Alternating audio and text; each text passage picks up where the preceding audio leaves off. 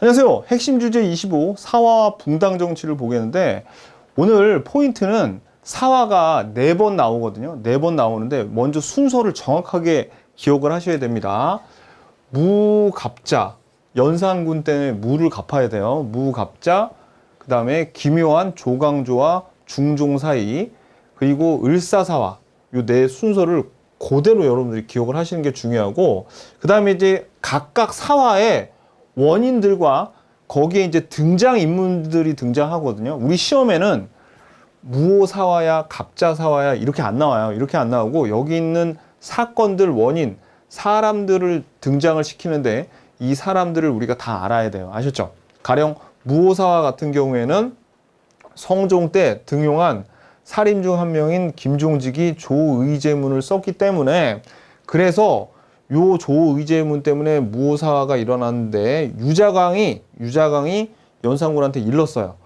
그래서 일어났고, 그 다음에 그 여파로 이 조의제문을 사초에 기록하려고 했던 김일손이 그만 처형을 당하고, 김종직, 이 글을 썼던 김종직은 이미 죽었는데 부관 참시를 당했습니다. 부관 참시가 뭐예요? 묘에서 그 시신을 꺼내 가지고 이제 또 이렇게 형벌을 내리는 거죠. 그리고 이제 갑자사화 같은 경우에는 요거는 성종 때 연산군의 생모인 윤 씨가 사약을 받고 죽는 사건이 있었습니다. 이제 거기에 관련된 내용들 요거, 그래서 여기에는 임사홍이 요 사실을 연산군에게 알렸고 김굉필과 같은 살인들이 죽어요. 그래서 시험에는 이 김굉필이 나옵니다. 그러면 김굉필 나오고 패비 윤 씨 막 나오고 그러면 아, 이거는 갑자사화를 얘기하는구나, 두 번째 일어났던 사화구나, 이걸 알아야 돼요. 먼저 순서를 알고 여기 있는 등장인물들 다 알아야 됩니다. 그래가지고 이때 요 연산군을 폐위시키고 중종반정이 일어나고 요 중종이 조광조를 등용을 하죠. 굉장히 기묘한 사이였어요. 그래가지고 위훈 삭제 때문에 기묘사화가 일어납니다. 그 다음에 일어난 게 이제 을사사하고, 요거는 외척들하고 관련된 내용이에요. 요거. 그 다음에 이제 여기까지 사화가 끝나고, 그리고 이제 살인이 집권을 하는데 살인들도 동인과 서인으로 나눠지는 과정. 이 과정들을 오늘 쭉 배울 건데, 결론은 순서를 기억하는 게 중요하지만 우리가 무오사와 갑자사와 기묘사와 이름으로 기억하는 것보다 여기 있는 사람들을 다 기억을 해줘야 됩니다. 스토리를 기억을 하면 순서도 저절로 기억이 될 겁니다. 암기법도 제가 알려드릴 거고요. 자, 그러면 기본서 110페이지 보겠습니다. 오늘 배울 주제 내용이 요 사화인데, 사화는 사림의 화의 준말이에요. 그러면 사림이 화를 당했다는 거죠. 크게 당했다는 거야. 누구한테? 훈구파한테 크게 당했다는 건데, 자, 우리 복습 좀 해볼까요? 우리 핵심 주제 23에서 요 훈구파와 사림파에 대해서 배웠어요. 이 훈구파의 뿌리는 신진사대부의 요 급진개혁파고, 그 다음에 사림의 뿌리는 고려말 신진사대부 중에 온건개혁파죠. 근데 사실 요 사림 같은 경우에는 뭐 고려에 대한 충성심 그런 것도 있었겠지만 현실적으로는 뭐예요? 그렇지, 권력 다툼에서 밀려난 거야. 그래가지고 어떻게 해요? 얘네들이 지방으로 낙향을 하게 되고, 그 다음에 요 급진개혁파는 계속 중앙에 남아서 현실적인 정치를 하고 있었죠. 근데 이제 요 개유정난을 통해서 공신책봉이 여러 번 됩니다. 이 공신책봉이 여러 명 되면서 이 훈구파 애들이 고위 자리를 독점을 하고 있어요. 고위직을 다 독점을 하고 좋은 벼슬자리 자기네들이 다 차지를 하는 거야. 근데 이 사림 애들은 지방에 낙향을 해서 현실 정치와는 이제 동떨어져 있으니까 얘네들은 하는 공부가 막 되게 대의 명분을 쫓고 굉장히 이상적이에요. 이상적.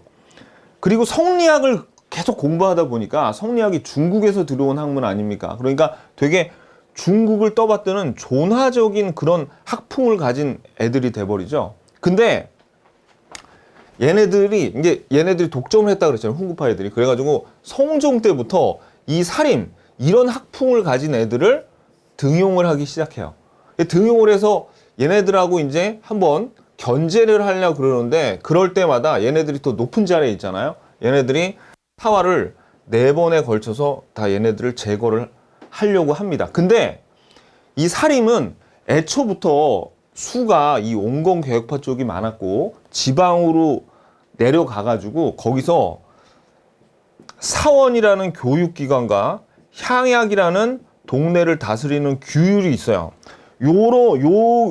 여기에서 사람들을 계속 끊임없이 배출을 해내가지고 결국은 이렇게 화를 당하더라도 얘네들은 되게 독점적이고 그 인구 풀이라 그럴까? 그런 게 얼마 안 되는 거야. 그러니까 얘네들은 금방 어떻게 나중에 멸종을 당합니다. 멸종을 당하고 거의 멸종되다시피 하고 결국은 이런 학풍을 가진 사림들이 올라와서 요 선조 때가 되면 사림들이 집권을 하고 훈구파는 이제 여기서 사라지게 되는 겁니다. 여기서 그러니까 큰 스토리가 이렇게 되는 거예요. 그래서 오늘 배울 내용은 뭐냐면 요 사화에 관한 얘기를 좀 집중적으로 배울 거예요. 이렇게 당하지만 사림들이 당하지만 결국은 어떻게 돼? 결국은 선조 때는 이제 사림이 집권을 하게 된다는 내용으로 끝날 겁니다. 자, 그래서 오늘 배우는 내용이 여러분들 기본서 99페이지 보시면 요 표 있죠? 요 표에서 우리가 핵심 23까지는 조선 초기에 이 태조부터 성종까지의 왕들의 업적에 배웠죠?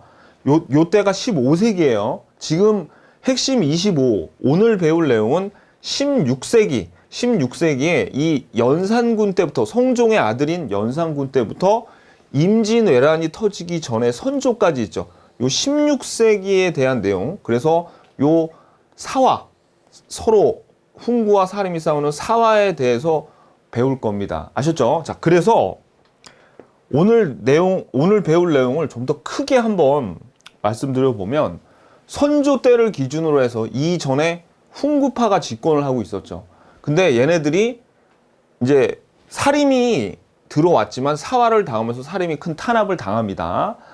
그래가지고 결국은 사림이 집권을 하는데 붕당이 돼. 또 얘네들이 어떻게 되냐면 동인과 서인으로 나뉘거든요. 그러니까 여기까지 배우는 거야. 오늘 그냥 큰 내용이 막 많이 배우는 것 같아도 그냥 간단한 겁니다. 훈구하고 사림하고 싸우는 사화 이후에 사림이 집권을 해서 얘네들이 다시 또 동인과 서인으로 나뉜다. 이런 내용으로 끝을 낼 겁니다. 이제 기본서 보면서 다시 한번 정리해 볼게요. 자, 기본서로 다시 돌아와서 사화가 4번 일어나는데 연산군 때 2번 일어납니다. 근데 이 2번의 사화가 그 원인이 다 어느 때 일어났냐면 연산군의 아버지인 성종 때 그 원인이 다 제공이 돼요. 먼저 성종이 훈구파 세력을 견제하기 위해서 사림을 등용하죠. 그때 한 사람이 사림의 김종직이었는데 이 김종직이 조의제문이라는 글을 괜히 써가지고 요거 때문에 연산군이 열받아가지고 사화를 일으킵니다. 이러면서 사림들이 많이 화를 당해요. 그 다음에 요 성종의 아내인 윤씨가 있었는데 성종이 자꾸 후궁들하고 이렇게 자꾸 시간을 보내니까 이제 질투를 한 거죠.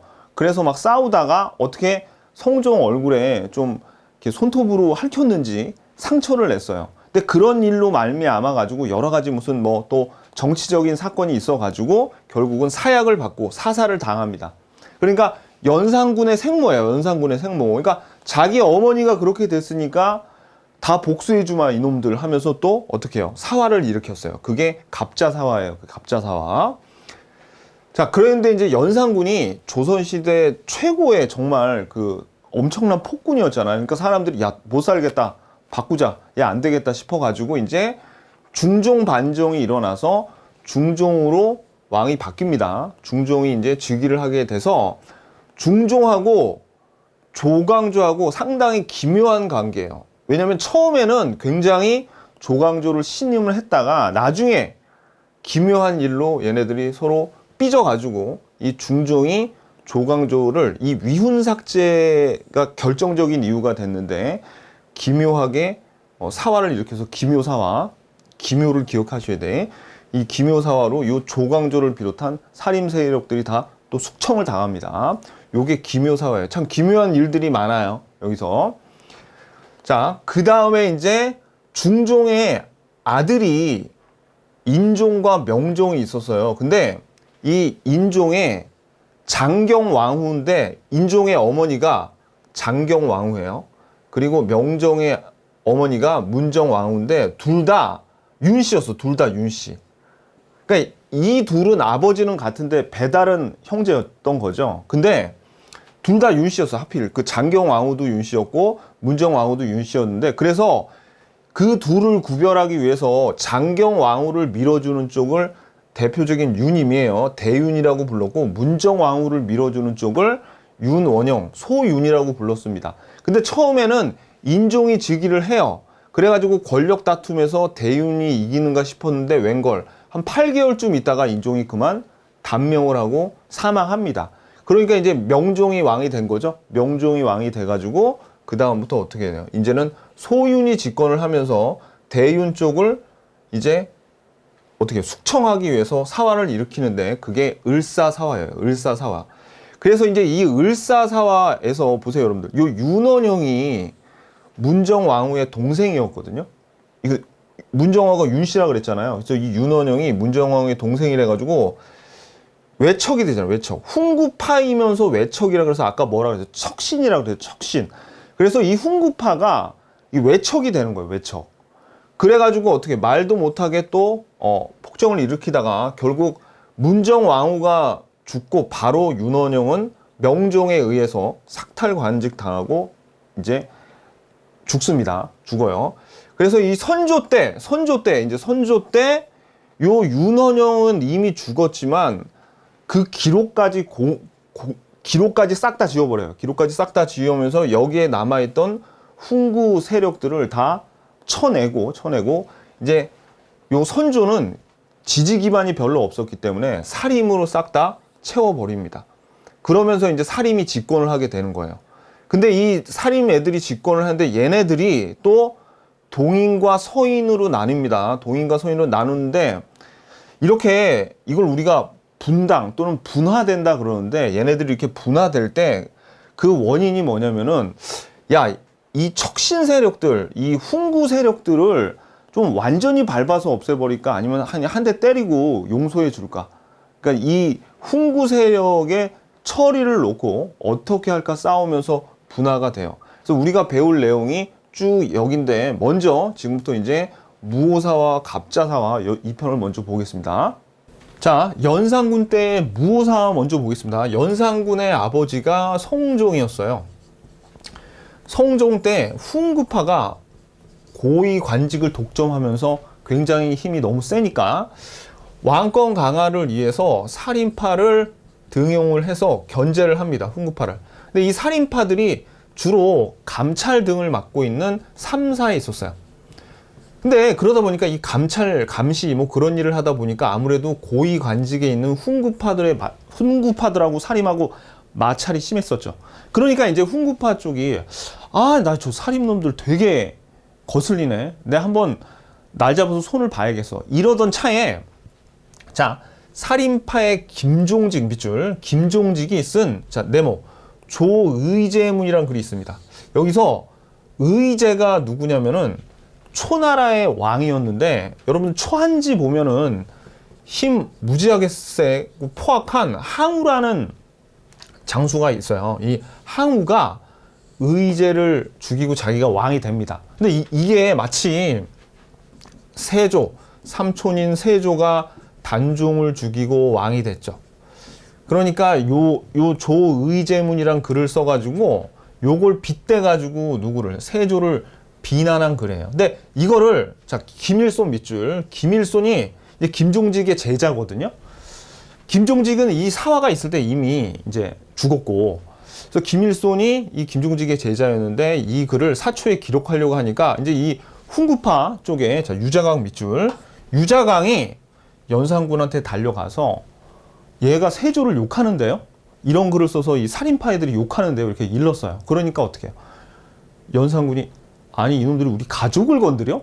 해가지고 어떻게? 왜냐면 그 세조가 연산군의 증조 할아버지뻘 되니까 그래서 열받아가지고 어떻게 되냐면 김일손과 다수의 살인파를 죽이고 귀양을 보냈고, 그 다음에 아까 김종직은 이미 저세상 사람이었다 그랬죠. 그러니까 묘를 파헤쳐가지고 김종직의 묘를 파헤쳐서 부관 참시했대요. 부관 참시 가로. 그러면 이제 우리 시험에는 이거 무오사화야? 이렇게 직접적으로 알려주지 않고 우리에게 어떤 거를 주면서 무오사화인지를 맞춰보라고 하냐면 제일 잘 나오는 게 조의제문입니다. 요게 무오사화하면 먼저 조의제문이 나오고요. 그 다음에 피해자들 누구? 이 김종직, 김일손 이 사람들 이름 알아야 돼. 그리고 이 김종직은 뭘 되죠? 부가참시도 잘 나와요. 그래가지고 무슨 사화하고 나오는데 누가 부가참시 당했대.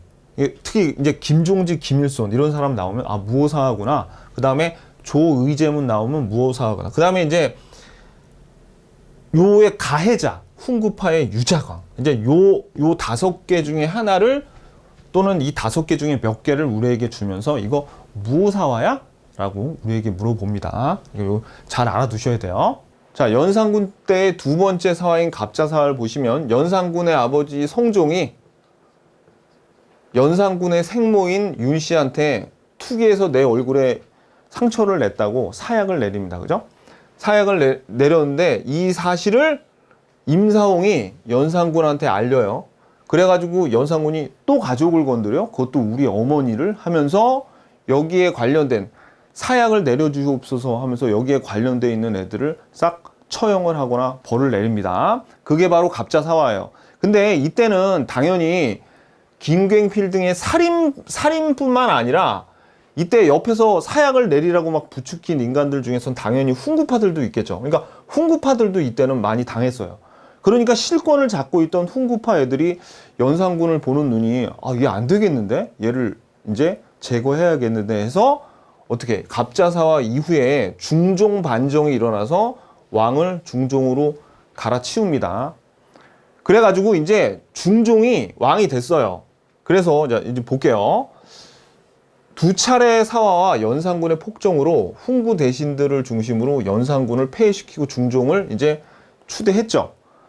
그래서 중종 반정에서 이제 훈구 세력이 공을 세웠잖아요. 그리고 여러분들 이방원의 왕자의 난 같은 경우에는 이방원이 자기가 직접 칼 들고 막 싸워가지고 자기가 난을 일으켜서 실권을 잡았단 말이에요. 그때는 왕권이 강했겠지만 지금 이거는 중종은 가만히 있다가 주변 신하들이 다 해치워지고 그냥 왕에 앉혀진 거죠. 그러니까 중종이 별로 왕의 권력이 되게 약했단 말이에요. 그러니까 어떻게 이 훈구 세력들이 중종을 왕으로 앉힌 훈구 세력이 정권을 장악하니 또 중종은 이런 훈구 세력을 견제하기 위해서 살임을 쓰기 시작하는데 그때 데려온 게 서로 기묘한 관계가 되었던 누구예요? 조광조 밑줄.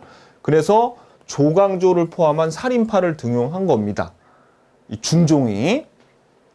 그래서 이 조광조가 개혁 정치를 펴는데 이 시험에 엄청 잘 나와요. 이게 별표. 자, 이거는 혈량과 별표, 소격서 폐지 별표, 위훈삭제 별표. 요 세 개 다 시험에 무지하게 잘 나옵니다. 혈량과는 청거, 추천제도라서 요거는 뭡니까? 좀 더 살인파들을 조정으로 잘 끌어들일 수 있도록 추천제도를 실시했어요. 혈량과 실시. 그 다음에는 소격서 폐지인데, 자, 살인들은 다른 학문이나 종교에 대해서 굉장히 비판적이고 배격하는 그런 풍조가 있었죠. 그러니까 불교, 도교, 민간신앙을 금지했고 태조 때부터 조선시대 왕들이 약간 도교적인 어떤 그런 풍습으로 초제라는 제사 비슷한 거를 계속 전통적으로 이렇게 지내고 있었는데 그것도 못하게 했습니다. 도교의 초제를 담당하던 소격서 폐지. 시험에 무지하게 잘 나와요. 그 다음에 제일 중요한 거는 이 위훈삭제인데 보세요. 훈이 공이야. 공을 세우는 건데 거짓된 공을 삭제했다. 이건 무슨 의미냐면 중종 반정을 일으킬 때 공신으로 책봉된 사람들이 117명이나 됐었거든요. 근데 조광조가 대사헌의 자리에 있었어. 대사헌이 뭐 하는 자리예요? 사헌부. 요 조사하고 감찰하는 그런 자리죠. 근데 자기가 이렇게 살펴보니까 117명 중에 무려 76명이 되는 놈들이 공이 없는데 여기서 공신이 됐네. 그러니까 얘네들의 위훈을 삭제하자.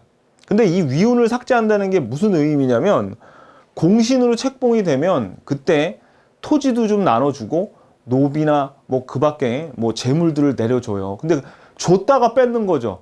그러니까 열 받죠. 그래가지고 어떻게 해요? 이제 조광조가 제거가 되게 됩니다. 근데 이거는 요렇게 당한 훈구파들도 열받지만 중종도 별로 이거를 안 했으면 했어요. 그래가지고 안 한다 그랬는데 조광조가 하도 우겨가지고 하긴 했는데 하자마자 바로 중종도 조광조를 제거합니다. 왜 그럴까? 왜냐면 보세요. 중종 반정을 일으킬 때 이렇게 많은 사람들이 참여를 했어야지 자기가 반정을 일으킨 어떤 대의 명분이 서는 거죠. 근데 자기가 왕이 될 때 일으키는 그 중종 반정에서 76명이나 뭔가 비리를 저질렀다? 이러면 자기의 정통성도 상당히 어떻게 해요? 타격을 받는 거죠.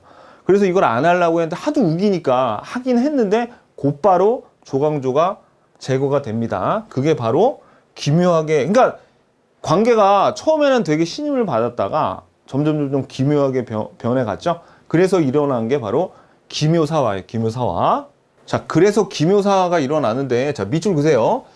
위훈 삭제가 직접적인 발단이 됐습니다. 밑줄. 그런데 사실은 이런 조광조의 개혁에 대해서 훈구 세력뿐만 아니라 왕도 이제 등을 돌리게 된 거예요. 왜냐면 이 왕도 처음에는 지지를 해줬는데 워낙 의욕이 넘치다 보니까 왕하고 이제 막 경연 같은 거를 할 때 왕이 야, 밥 먹고 하자. 막 늦게까지 하니까 나 지금 배고픈데 밥 먹고 하면 안 될 건데 가긴 어딜가요? 내 얘기 끝까지 들어보세요 하면서 계속 왕을 경연에서도 괴롭히고 그 다음에 이제 무슨 일이 일어나면 아니 되옵니다 전하하면서 계속 이제 왕을 힘들게 한 거예요. 그러니까 이제 왕도 뒤돌아서서 조광조를 버린 거죠. 그래서 이제 기묘사가 일어났고 그래서 조광조 등과 그 살림 세력이 제거가 되면서 자, 밑줄 현량가는 폐지가 됐고 아까 위훈 삭제로 물러났던 훈구파가 다시 복훈 되돌아왔습니다.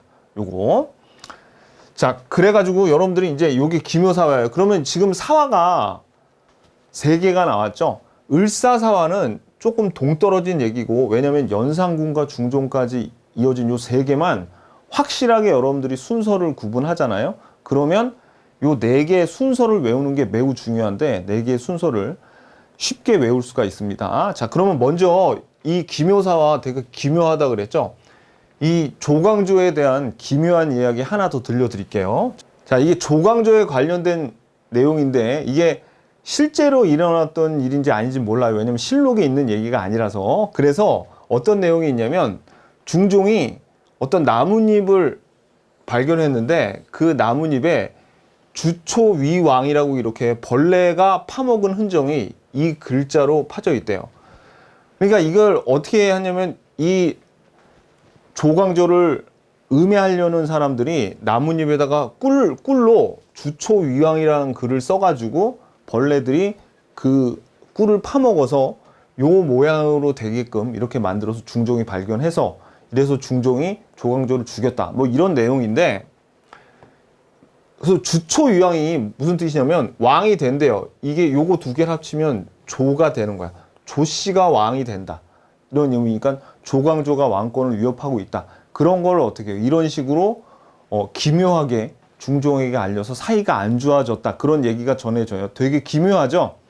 그러니까 조광조와 중종은 기묘하다. 이렇게 외우셔야 돼. 이게 제가 계속 기묘하다고 강조하는 이유가 자, 지금 우리 사화 3개를 배웠는데 한번 정리를 해보자고요. 일단 무오사화하고 갑자사화하고 먼저 무오사화가 먼저 일어났죠. 무오사화는 성종 때 등용됐던 김종직의 조의제문 때문에 이런 일이 벌어졌어요. 그래가지고 여기하고 관련돼 있는 인물이 유자광이 연산군한테 이 내용을 알려가지고 김일손이 요거를 조의제문을 사초에 기록하려고 그랬다. 그 다음에 김종직은 부관 참시했다. 이런 내용이 나와야지 무오사화에 대해서 얘기하는 거예요. 그 다음에 이 갑자사화는 연산군의 어머니인 패비윤 씨가 사사당했고 임사홍이 이르고 김갱필을 비롯한 살인이 죽었다. 그래가지고 이 이후에 뭐가 중종 반정으로 이어졌다. 이런 얘기가 순서대로 여러분들이 알고 있어요. 무오사화, 갑자사화, 그 다음에 중종 반정. 그리고 너무나 기묘했던 거는 위훈 삭제 때문에 일어났었죠. 그리고 그 이후에 기묘사화가 일어난 다음에 현량과가 폐지되고 다시 복훈됐습니다. 그래서 요 내용을 여러분들이 순서대로 알아야 되는데 자, 이제 순서를 알아야 되잖아요. 근데 여러분들이 그건 알잖아. 연산군 다음에 중종이란 건 알죠. 그러니까 연산군 다음에 중종이란 걸 알기 때문에 기묘하다고 중종을 외워서 기묘사라는 걸 외우면 무오사와 갑자사와 뒤에 바로 뒤에 기묘사가 일어났구나. 이걸 저절로 외워진단 말이에요. 순서가. 그러니까 순서를 억지로 외우지 말라고요. 자, 그러면 이제 우리 무오사하고 갑자사는 순서를 어떻게 외워야 되냐면 보세요, 여러분들. 일단 좀 조의제문, 이게 조의제문에서 요 문하고 무하고 이렇게 연결을 지어서 좀 외웠으면 좋겠는데 좀 더 극단적인 방법으로 조의제문하고 무오사하고 문이니까 얘네들하고 하면 여러분들 선생님 말도 안 돼요. 어떻게 그렇게 외워요? 이럴 수 있을 것 같아서 제가 극단적인 방법을 하나 만들어 놨는데 예를 들어서 있잖아요. 연산군 때 먹는 무를 빌렸어요. 먹는 무를 빌렸으면 언제까지 갚아야 돼? 중종 때 갚아야 돼? 하면 연산군 때까지 갚아야 돼요. 그렇지. 무갑자. 언제까지? 연산군 무를 빌렸으면 무갑자. 연산군 때까지. 연산군 무갑자. 그냥 앞글자 딱 봤습니다. 무갑자. 너무 저질이죠. 괜찮아. 여러분들 저를 욕해주셔도 좋은데 무갑자로 외우세요. 연산군 때까지 무갑자. 무오사와 다음에 갑자. 요 순서 외워야 돼. 그 다음에는 이제 기묘사화는 기묘한 우리 중종과 조광조 사이에 일어났던 거. 그러니까 요 기묘사화가 세 번째에 위치합니다. 연산군에 있던 무갑자 다음에 기묘사화. 그 다음에 이제 을사사화는 나머지 하나이기 때문에 대충 외워져요. 요 세 개만 확실하게 암기하고 있으면 을사사화는 이제 얘네들은 서로 이어지잖아요. 연산군 때 있었던 일과 중종 반정 다음에 기묘사가 있기 때문에 얘네들은 같이 외우는 게 좋고 그 다음에 을사사화는 따로 그냥 외워집니다. 자, 기본서 볼게요. 자, 교재 112페이지 을사사화 보겠습니다. 이제 네 번째 사화죠. 이 을사사화는 요건 옆에다가 이렇게 외척 가로치고 훈척이라고 적어놓으세요. 왜냐면 이 훈구파 세력들이 외척이 된 거야. 그래가지고 외척이 되면서 정치가 굉장히 어지럽혀서 일으킨 사화가 요 을사사화인데 중종 때 첫 번째 부인이 있었는데 아들이 없었습니다. 그래서 두 번째 부인과 세 번째 부인 둘 다 윤씨였어요. 장경왕후, 문정왕후 한테 아들이 있었습니다. 그래서 후에 장경왕후의 아들이 인종이 되고 문정왕후의 아들이 명종이 되는데 이 둘이 이제 왕이 다툼이 있었어요. 그때 이 장경왕후 윤씨 인종을 지지하던 세력이 장경왕후의 오빠인 윤임을 주축으로 한 대윤 세력이었고 그 다음에 요 문정왕후 윤씨를 지지하던 세력이 문정왕후의 동생이었던 소윤 윤원영입니다. 둘째니까 대윤이고 셋째 부인이니까 소윤이었겠죠. 그죠? 그래가지고 인종이 됐는데 이때 살인들은 대의 명분을 중요시하니까 셋째보다는 둘째 아들을 지지했던 거예요. 살인들이. 그랬는데 인종이 얼마 있다가 8달 만에 그만 사망을 해버리니까 곧 명종이 왕이 돼서 이제 대역죄인이라 그러면서 윤임을 어떻게 해요? 그죠? 이 일파 그리고 이를 지지했던 살인들을 다 숙청해 버린 게 바로 을사사화입니다. 자, 을사사화 한번 볼게요. 그래서 인종이 일찍 사망해서 명종이 즉위했는데 인종의 외척인 자 밑줄 보세요. 대윤 윤임과 명종의 어머니인 문정왕후 측의 소윤 윤원영 간의 권력 분쟁이 발생했어.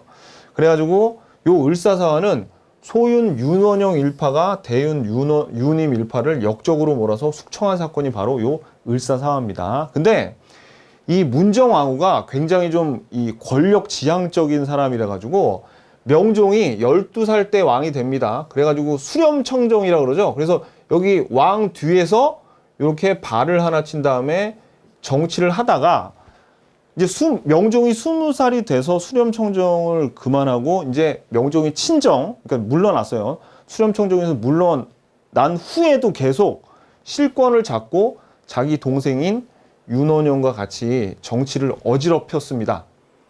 그게 이제 그 내용이 이제 나와요. 그랬더니 되게 살기가 힘들었겠죠. 막 이게 굉장히 이 윤원영 일파의 횡포가 되게 심해가지고, 그래가지고 이제 어떤 일이 일어나냐면, 여기 양재역 벽서 사건 밑줄 보세요. 양재역 벽서 사건이라는 게 있어요. 그래서 사실 권력의 구심점이었던 이 문정왕후를 비난해요. 자, 을사사화 이후 명종의 어머니인 문정왕후를 비방하는 양재역 벽서 사건을 구실로 해서 대윤의 잔당 세력을 숙청을 합니다. 대윤의 잔. 그러니까 한번 을사사화로 한번 숙청하고, 그 다음에 남은 애들은 양재역 벽서 사건을 구실로 해서 또 한 번 숙청했는데, 그거를 정미사화라고 해서 요거까지 5대 사화로 분류하는 학자들도 있습니다. 그러면 양재역 벽서가 어떤 거냐? 우리 기출문제 풀 때 보겠지만, 여기 보세요.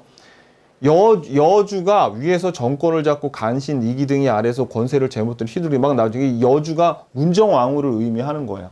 그러니까 어떻게 문정왕후를 모욕해 하면서 다시 한번 피바람을 일으킨 게 바로 요 정미사화라는 얘기죠. 오케이. 그래서 여러분들은 이제 을사사화 같은 경우에는 순서적으로 제일 뒤에 나왔고, 그죠? 제일 뒤에 나왔고, 이제 윤 씨들이 나오면은 을사사화입니다. 그래서 대윤 유님, 그리고 요 문정왕후, 그 다음에 윤원영, 요거 나오면 을사사화고, 그 다음에 양재역 벽서 사건까지 요게 계속 이어진다는 거.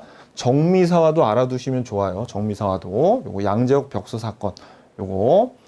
근데 나라가 어지러워질 때 두 가지가 나타나면 나라가 아주 크게 어지러워지는데, 특히 중국 같은 경우가 그래요. 중국은 우리나라의 왕조들이 빨리빨리 바뀌었잖아요. 막 우리나라는 조선 500년, 고려 막 400년 넘게 이렇게 계속 지속이 됐는데, 중국은 그렇지가 않아. 중국은 정치가 굉장히 좀 속된 말로 더러웠어요.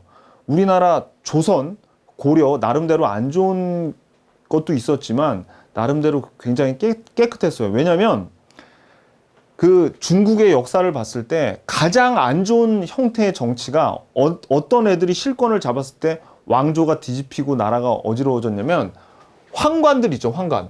내시들.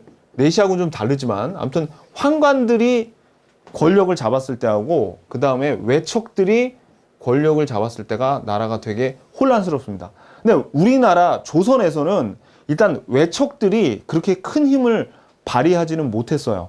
왜? 태종 때 자기 부인인 민씨 세력을 완전히 다 싹 숙청해버리죠.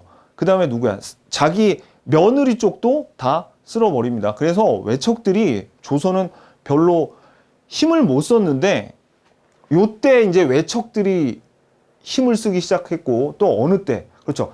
우리 조선 말에 가면은 세도 정치가 이 외척들에 의해서 정치가 이루어지거든요. 그러면서 세도 정치가 되면서 나라가 망하는 거예요. 조선이. 근데 이때도 외척이 윤원영과 같은 외척들이 실권을 잡으니까 나라가 많이 혼란스러워졌죠. 그래서 임꺽정이 등장합니다. 그래서 요 임꺽정. 그래서 중요한 거는 명종 시기에 외척 세력 때문에 임꺽정의 난이 그냥 임꺽정의 난으로 뭐가 일어났다 그런 게 중요한 게 아니라, 그냥 임꺽정이 언제적 사람이에요.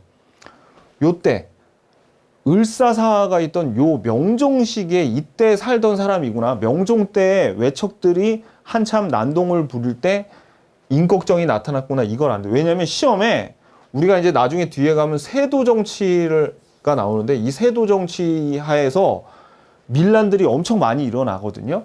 그래서 자꾸 이걸 시험에 낸단 말이에요. 그래서 주의하실 게, 자, 여기에 밑에도 적어놨죠. 세도 정치기에 농민 봉기와 혼동해서는 안 돼요. 세도 정치에 난이 일어나는데 시험에 은근슬쩍 임꺽정의 난을 요 세도 정치 쪽으로 몰아넣는단 말이에요. 그럼 틀려요. 임꺽정의 난은 언제 일어난 거다? 요 조선 중기에 명종 때 일어난 일이다. 요 외척들 때문에. 오케이. 여기까지 해서 이제 사화가 다 정리가 됐죠. 자, 그러면 그 다음부터는 이제 성리학의 발달과 붕당의 형성.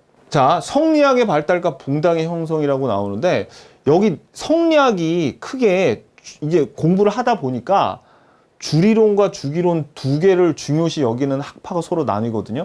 그래서 주리론이 있고 주기론이 있는데, 내용은 중요한 게 아닙니다. 그냥 다만 여기가 되게 추상적이야. 주리로는. 근데 주기로는 그나마 조금 더 구체적이고 현실적이에요. 근데 이 주리론의 대가가 퇴계 이황이었고 주기론의 대가가 율곡 이이였습니다. 근데 이걸 왜 이렇게 갈리는 게 중요하냐면 이쪽이 이 이황 쪽 이쪽이 동인의 뿌리가 되고 이쪽이 여기가 서인의 뿌리가 돼. 그러면 이따가 지금 붕당이 사림이 서로 나눠져 가지고 동인이랑 서인이랑 나누게 되죠. 그래서 그냥 여기서 하고 싶은 얘기는 주리론이 뭔지 주기론이 뭔지가 중요한 게 아니라 동인은 주리론을 베이스로 하고 이황이 그 뿌리고 서인은 주기론을 베이스로 하고 이이가 그 뿌리야. 그래서 얘네들이 싸우는 이유는 어떤 정책적인 대립도 있었지만 처음에 서인과 동인으로 나눴을 때는 이런 학문적인 어떤 대립 관계도 있었습니다. 그걸 얘기하고 싶은 겁니다. 그러니까 쭉 봐도 여러분 그냥 안 봐도 돼. 여기 있는 거 안 봐도 돼. 뭐 4단 7정 어쩌고 나오는데 볼 필요 없고 우리 시험에 요거는 한번 나왔어요. 요거는 한번 밑줄 보자. 시험에 나온 거니까. 이황이 기대승이란 사람하고 4단 7정 논쟁을 전개했어.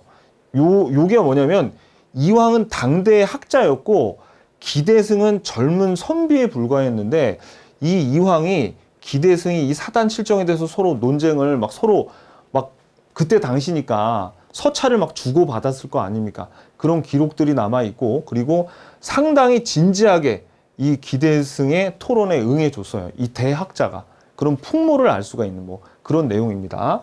자, 그리고 이가 성혼과 이 논쟁을 이어나가는데 이건 중요한 게 아니에요. 시험은 요게 나왔어. 이황과 기대승. 요거 시험에 나온 거니까 한번 보시고요. 자, 그리고 퇴계 이황과 율곡 이이를 비교하는 문제 중에서 제일 중요한 거는 이거예요. 성학 10도는 퇴계 이황이고 성학 지묘는 율곡 이이. 자, 여러분 보세요. 성학 10도죠. 그림이죠. 그러니까 도식 동그라미. 군주의 도를 도식으로 설명한 게 바로 그림으로 설명한 게 퇴계 이황의 성학 10도입니다. 그리고 율곡 이이는 성학 지묘. 보세요. 군주가 수양해야 될 덕목을 집요하게 제시한 거예요. 그러니까 이의 주장은 군주 옆에서 현명한 신하가 계속 얘기를 해줘야 돼. 깨우치게끔. 그게 성학지묘입니다. 시험에 거의 이거만 나옵니다. 거의 이거만. 그리고 나중에 뒤에 가서 배우겠지만 요 퇴계 이황이 예안 향약이고 율곡 이이는 해주 향약이에요. 그리고 이 이황 같은 경우에는 벼슬길을 하다가 이제 을사사화 때 탄핵을 당해가지고 삭탈관직 당한 경험도 있고 좀 안 좋은 추억 같은 게 좀 있는 양반이야. 그래가지고 이황은 고향에 내려가가지고 열심히 학문에 정진하고 후학을 양성하고 그런 걸 또 좋아합니다.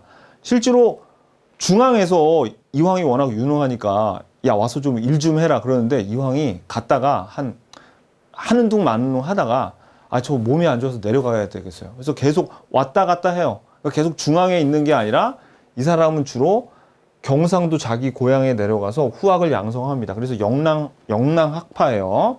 그러니까 동인이지, 동인. 그리고 율곡 이이는 장원급제, 그러니까 수석을 과거를 봤는데 9번이나 이 사람은 장원을 합니다. 선생님, 그 과거가 무슨 입사시험이나 입학시험 같은 거니까 한 번만 보면 되는 거 아니에요? 아니에요. 이 조선의 과거시험은 기존의 관리들이 또 과거시험을 볼 수가 있었습니다. 왜냐하면 빠른 승진을 위해서. 그래가지고 이 율곡 이이는 계속 중앙에 요직을 다 차지하고 굉장히 중앙에 오래 있었어요. 그러니까 기호학파가 계속 서울에 있으면서 벼슬자리를 했겠죠. 오래 있었겠지. 그래서 여기는 고향으로 내려가서 영남학파의 거두가 되는데 여기 율곡 이이는 서울하고 가까운 서울 충청 요 기호학파를 형성을 하게 돼요. 요건 그냥 참고예요. 결론은 누구예요? 결론은 요걸 알아야 돼. 성학 10도와 성학 지묘 요걸 알아야 됩니다. 요거. 자, 그다음에 113페이지 보겠습니다. 붕당과 붕당 정치. 자, 113페이지. 명종이 죽고 명종이 아들이 없었어요. 그래가지고 선조가 왕이 됐는데 이때 사림을 대거 등용합니다. 그래서 훈구파들은 다 제거가 돼요. 그래가지고 사림이 집권을 하는데 아까 위에서 봤던 것처럼 요 사림들이 동인과 서인으로 나뉘죠. 근데 걔네들은 정치적인 입장뿐만 아니라 학문적으로도 서로 좀 달랐잖아요.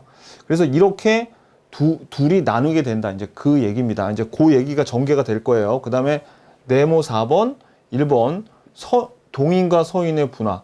요거는 말씀드렸지만 명종의 아들이 없어서 죽고 선조가 왕위에 올라가지고 윤원영은 원래 명종 때 이미 죽었는데 이 윤원영이 공신이었다는 그런 기록까지 싹 없애버리면서 나머지 훈구파의 잔당들, 여기서 외척이라는 건 훈구파의 잔당들이죠. 싹 제거하면서 살인파를 대거 등용하면서 이제 살인의 시대가 옵니다. 살인이 집권을 하게 돼요. 그랬는데 이 동인과 서인이 뭐를 놓고 좀 갈등이 생기냐면 서인은 살인이긴 한데 명종 때부터 그러니까 정권에 참여 일하고 있었어요. 그러니까 훈구파 애들을 좀 모시고 있었겠죠. 보통 살인이 좀 삼사라던가 뭐 어떤 좀 밑에 하위직을 맡고 있었으니까 훈구파 애들이 독점을 하고 있었고, 근데 같이 일을 해서 정이 들었어. 그래가지고 얘네들은 이런 척신정치 청산에 좀 소극적이에요. 근데 동인들은 이제 선조가 즉위하면서 다 새로 들어온 애들이라 야, 쟤네들 다 죽여. 뭐 그런 거죠. 훈구파 애들 가만 놔두지 말고 다 없애자.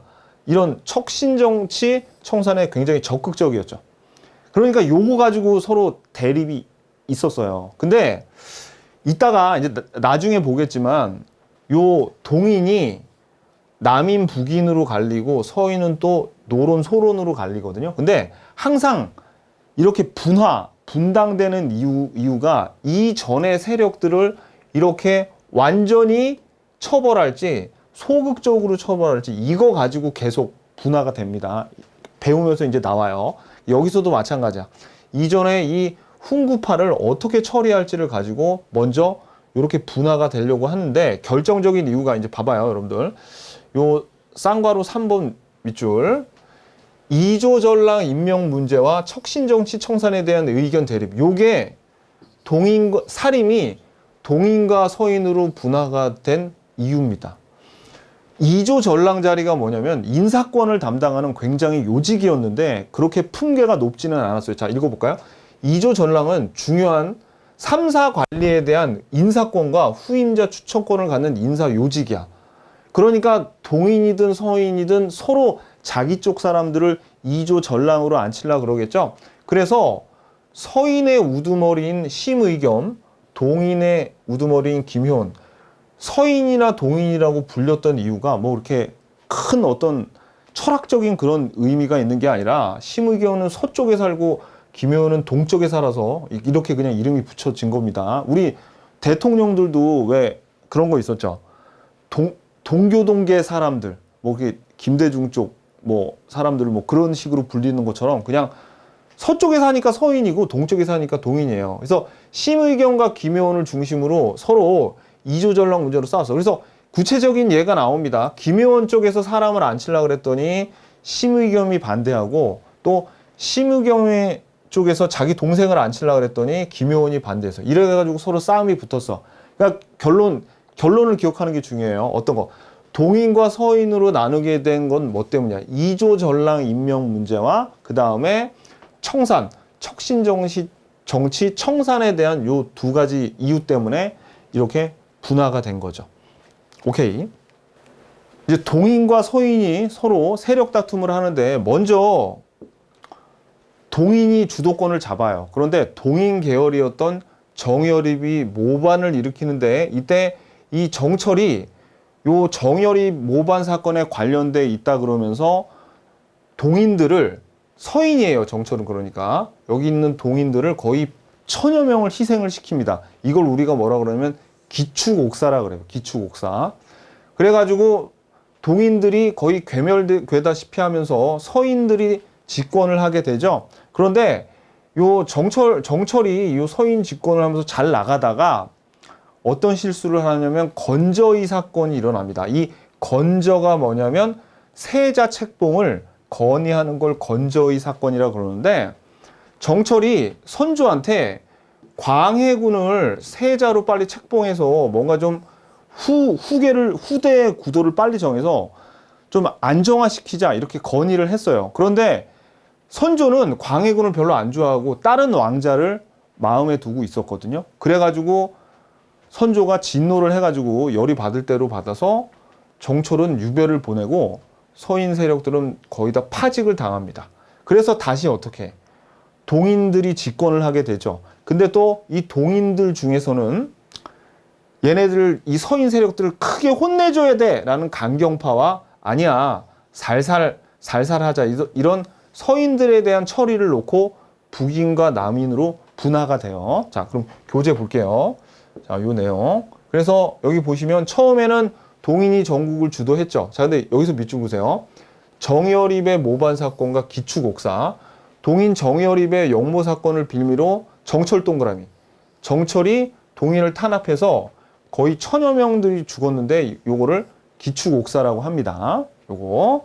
자, 그 다음에 114페이지 보면 이제 건저의 사건 있죠. 요거 세자 책봉에 의견을 냈어요. 근데 정철이 경연에서 선조한테 광해군을 책봉하자고 의견을 내니까 선조가 열받아가지고 정철 유배 보내고 이제 서인 세력들이 다시 물러나게 됐죠.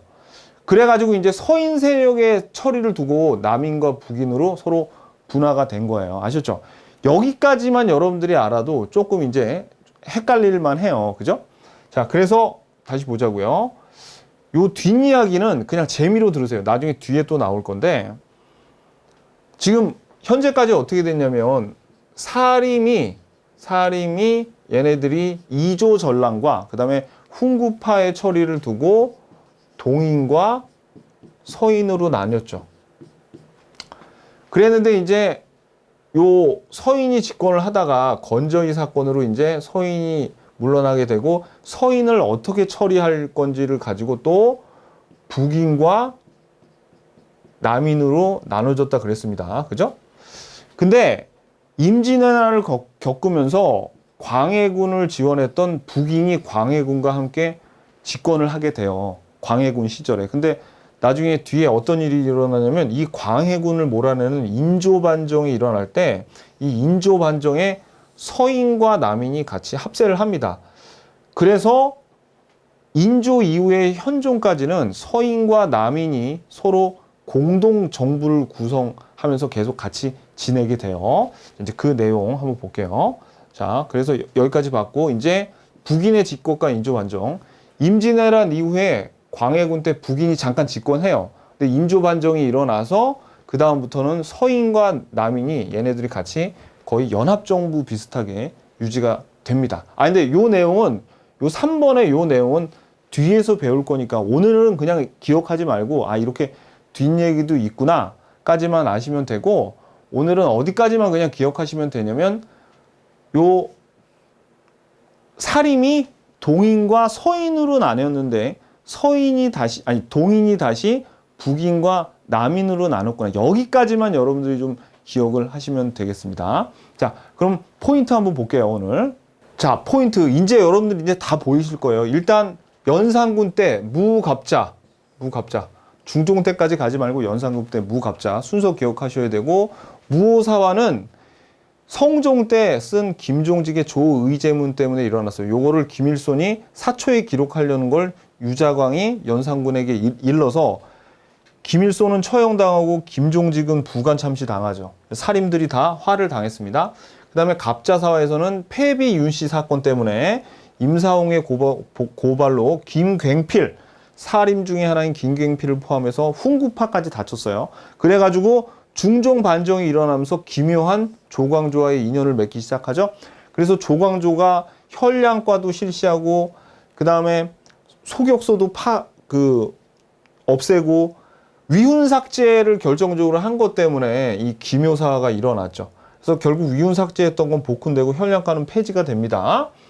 그리고 나서 이제 여기까지가 얘네 요 사화 3개가 연산군과 중종 간에 좀 연결성이 있는 거고, 나머지 하나는 그냥 을사사화. 요거는 외척들, 훈구파의 외척들인 대윤, 윤인과 소윤, 윤원영 간의 싸움이죠. 결국 요거는 인종이고 요거는 명종인데, 소윤은 명종 쪽인데, 요 문정왕후와 요 윤원영이 외척 세력이 돼가지고 여기서 좀 나라가 많이 혼란스러워졌어요. 임꺽정의 난도 요때 일어났던 거고요.